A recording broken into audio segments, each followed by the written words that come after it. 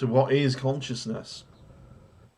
It's quite a difficult thing to define, and it is something I'm thought about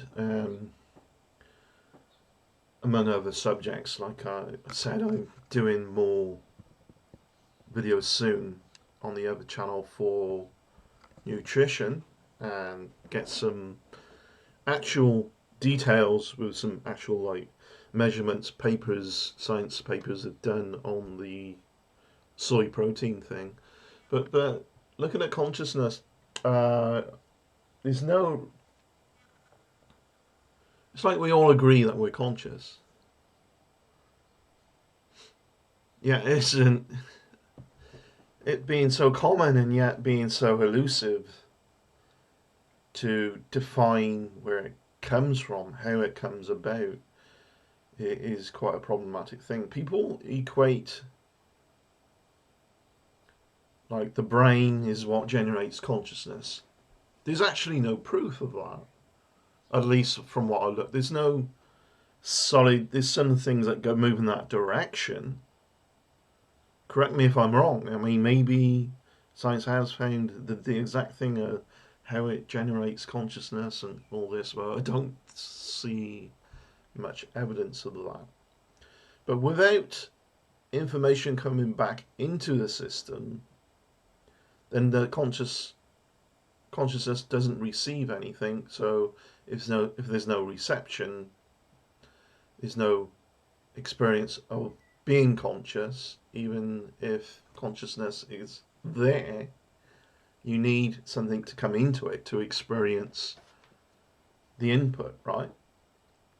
Very difficult, as I said, to put into words and explain. Um, some people argue that it was obvious that consciousness needed to evolve for our species. Had to come into um, existence because we would never made it as human beings. I don't know really if that's a valid argument because there's many automatic things that happen to us as a species that we're not really aware. You were not aware you were even breathing until I mentioned it. See? Now you have conscious awareness of it. If you wanted to, you could hold your breath. You could breathe a bit faster. You could take a deep breath if you felt like you needed to, or whichever. Yeah? You might not even have been too aware of the position of your body until I mentioned it. Or perhaps you are typically acutely aware of that. And consciousness seems to have all these different valves, like you tweak one and the more information comes in, you tweak another and less comes in of something different, less or more of different things. Yeah. It's like this aperture that can be widened or smaller, focusing on one thing. Meditation uses that, right? Meditation practices uh, typically some people erroneously think of meditation, oh, just sit back, chill out. That's not meditation necessarily. Um, Deep focus meditation requires a lot of discipline, actually, bringing your awareness to the one thing that you're meditating on. Like visualize a candle with a flame to bring your awareness back from away from mind chatter and getting lost in your own storm or your own content. Some people talk about blanking your mind. That is absolutely impossible and it will give you a headache. Trying. Because there's no such thing as nothing. Even when we're not using our minds deliberately with thought processes, there's so much automatic processes going on as well. None of this actually explains why consciousness really exists at all. I was talking to Jerry, who helps with the website, Jerry is a deep, kind of a deep thinker like myself, and he helps with the website. So he's an admin at the website exploratoryminds.com, and we were talking about consciousness, trawling through that, and uh, something that's kind of tied in with a bigger picture of something that's not necessarily provable, but the structure of things, that infinite connectivity to all other things, every point, is something I've talked about before. And if you include consciousness in the universe as a universal field, and this gets really esoteric, weird here.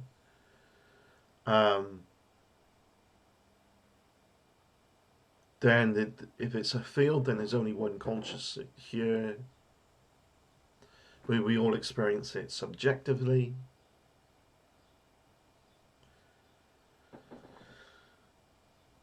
Due to the information and the lives that we have. Consciousness is not your content of your mind. People need to separate those two. Consciousness experiences content, but it is not the content. Much like the eye of the storm is a still center, like a hurricane or whichever, and the rest of what's going around the eye is the content. Think of it that way, a metaphor for that.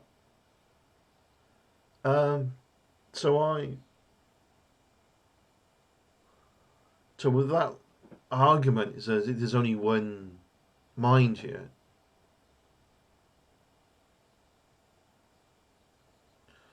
With that in mind, is the universe a living entity that is conscious of itself as a bigger picture?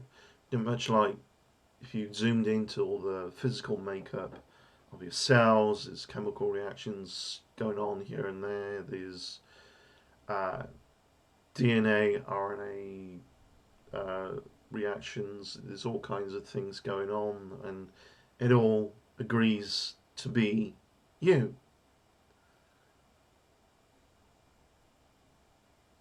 As it agrees to be you, it always seems like the result is more than the sum of the parts.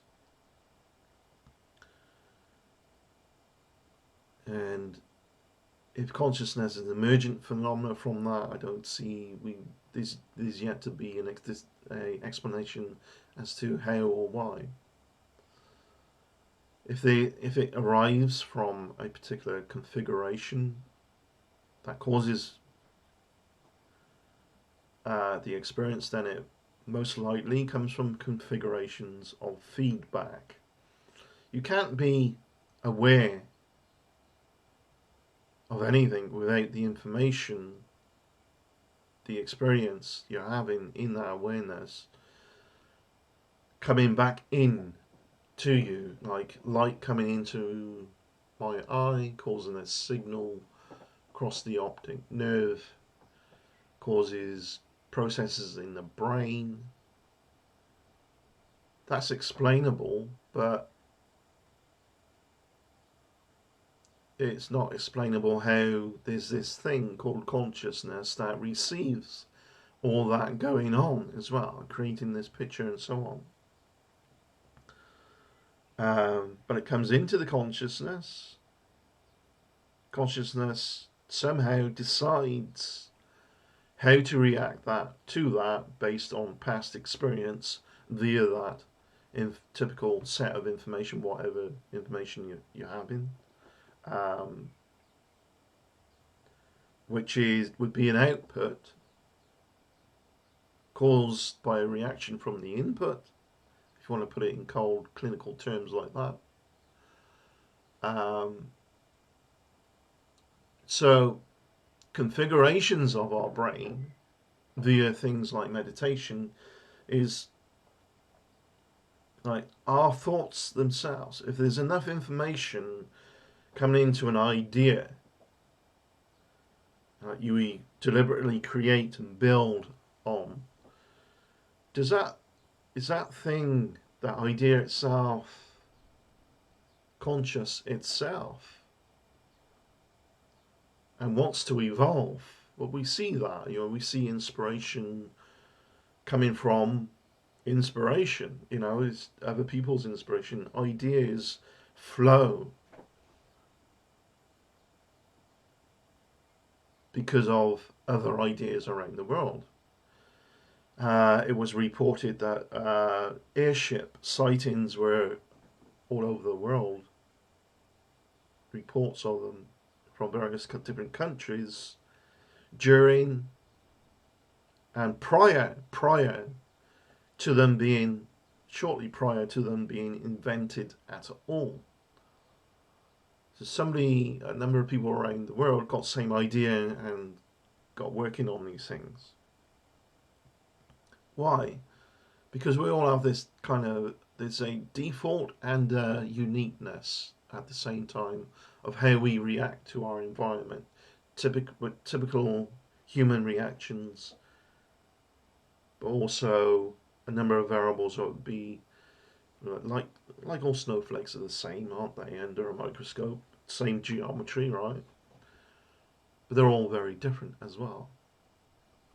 They all have some uniqueness. Technology today is inspiring ideas more and more, faster and faster. And I think we're going to see that a lot more, where there'll be argumentation of who invented something, who really inspired something.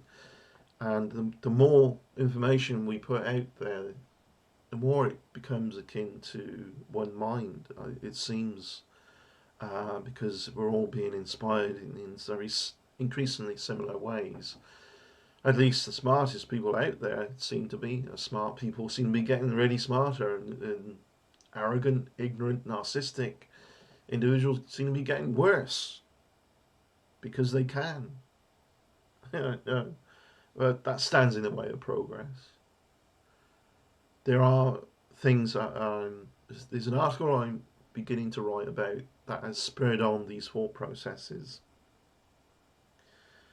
That is, from what I can tell, there's a meditative practice that is used modern day, but its origins, like many meditative practices, are deeply rooted in ancient history. Ancient Tibetan Buddhism, for one, talks about something called the tulpa, tulpa, Tulpa. This is a meditative practice of deliberately, purposefully creating an entity in your mind. And then you become host to that. It lives in your mind. This is different to so-called possession, which is a whole other story. Something for all intents and purposes, I've seen possession. Yeah, I've done some weird things out there in the world. Whether we can actually call it possession and then claim we know exactly what was going on there. That would be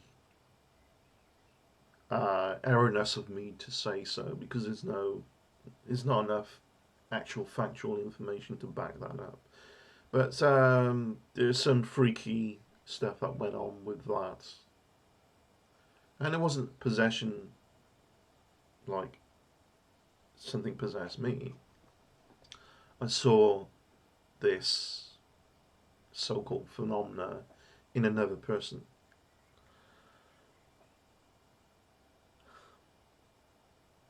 One day I'll write a short article about that, but I'm reluctant to go into too many details on that as well, because, well, we'll just leave it at that for now. There's some crazy shit that in the past I've got involved in deliberately to just to find out. And this is because there is an arrogance out there to think like, oh, UFOs don't exist. I've never seen one. Oh, haunted locations are all bullshit. I've never seen a ghost. Well, if you even bother to look at the information that equates to so-called ghosts, then don't go just assuming that a ghost or a spirit or whatever you want to call it is a result of somebody that died, or it's their spirit they left behind, or whatever. There's no proof of that. There's evidence out there that strange things happen that can relate to categorizing those phenomena in those names like haunted and things like that. However, it's very difficult to decide with proof of concept on that evidence. That's where people get confused as well. When somebody talks about evidence, they go, "Oh, you got proof then?" No, I said I got evidence. Yeah, so you're proving it. No, just stop. You know, evidence of a phenomena is not evidence of proof that you understand that phenomena. Put it that way. Hopefully that's clarification here. Do I believe that some locations are generally have activity that are currently beyond the basic descriptions in science that we might call haunted? Yes. Why do I say that? Because I've experienced it firsthand. Do I understand it? Can I prove that the evidence that I experience fits a particular description and that it is that thing? No, absolutely not. But I receive these things consciously and I experience them, but it doesn't mean that they relate to what is actually going on. We experience things consciously all the time, and yet we don't know what consciousness is. We can move our everyday waking consciousness into the dream state with certain practices. I think what's held me back, I've tried that. It's called lucid dreaming. It's deliberate techniques to initiate it. And I have a slight fear of going crazy, I think, if I was to do that. Which is irrational. It's not based on anything, I'll admit. And it needs to be habit formed as well to trigger this. So there's many different techniques. I did have one very strange lucid dream experience. Out of that out of body experience, is there something that exists that is kind of non-material, that is your astral body or whatever, that can leave your body during sleep, out of body experience? Well, there's no necessarily proof of that. There's evidence of that experience. There's no proof of that. Going back to the tulpa, talked to Jerry about this, and this is not even mental illness, although perhaps some psychologists will say, oh, you're creating an illness by causing this in your brain. Until they look into it a bit more, then they have different opinions. Tibetan Buddhism, like I said, it seems to be origins in that, but probably older than that. And I do think this is where some ideas of spirits and gods, godlike beings perhaps, and all that might have come from, because we are conscious beings. In our earliest origins, we realize that we perceive and wake and aware, but we wouldn't use any of these terms and terminologies or have any concept of them in our earliest origins, but we'd have some experience of it. So therefore, why isn't the tree conscious and aware? Why isn't a the river a thing? Why isn't a flower, whatever? And that's where a lot of high levels of respect towards nature came from as well, I think. And there's terms like sky gods and, you know, um, all these different entities actually created in the mind of the experiencers, and everyone sort of agrees, yeah, this is the god of that part of nature, or this is the spirit of that part of nature, and so on. Because it's a projection of what we experience.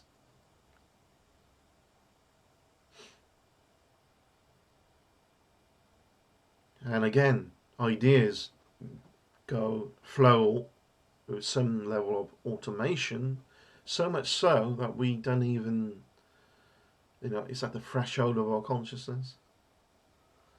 Um, Getting inspired by different things. We see something and we think, oh, that's a bit like, and insert what it's a bit like here. And it's a bit like the tulpa that you might have created in your mind, the entity. If it is, does that then become a personality trait even more so towards tulpa, and you're building it without even knowing it? You're building that entity. Possible. Theoretical, yeah, absolutely. But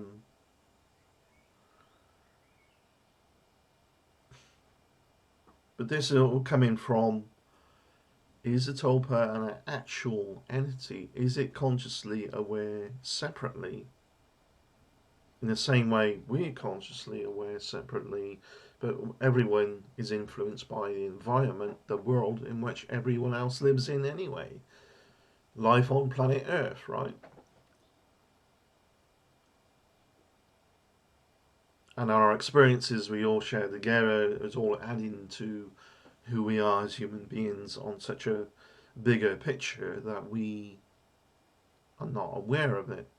We like to separate, categorize, and convince ourselves we're separate from another person, but we're far more integrated and uh, influencing of one another than we care to think, even the people that we hate.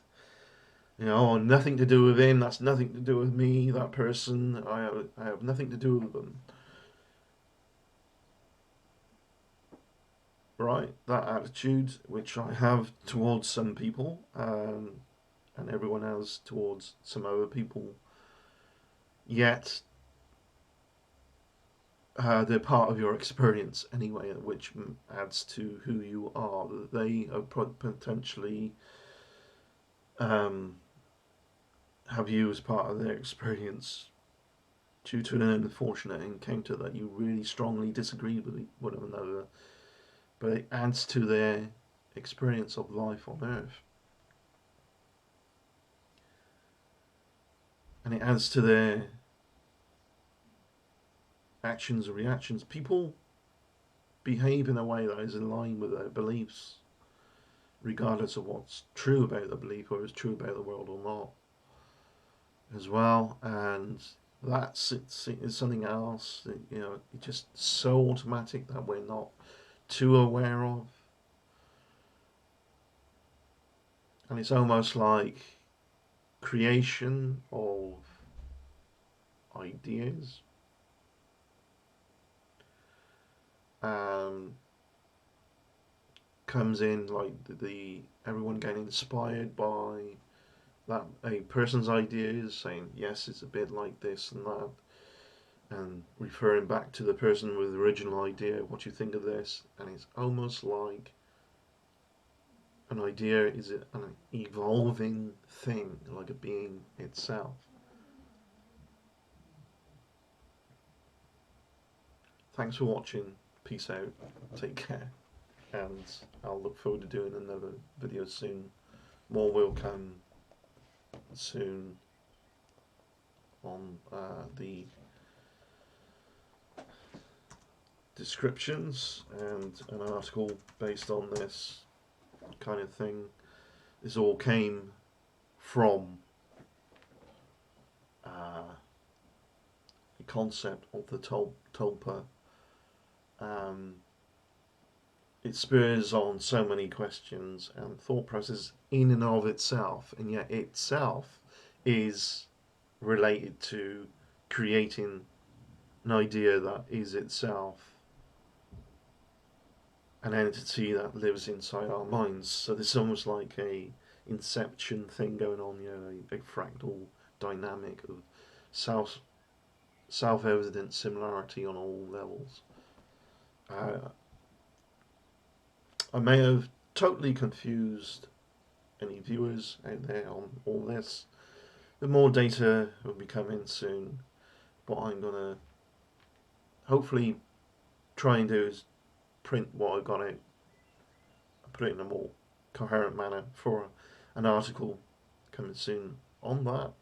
And again, the other channel will have more videos about the stupidity of the conspiracy nuttiness around soy proteins. Alright? Cheers. Bye.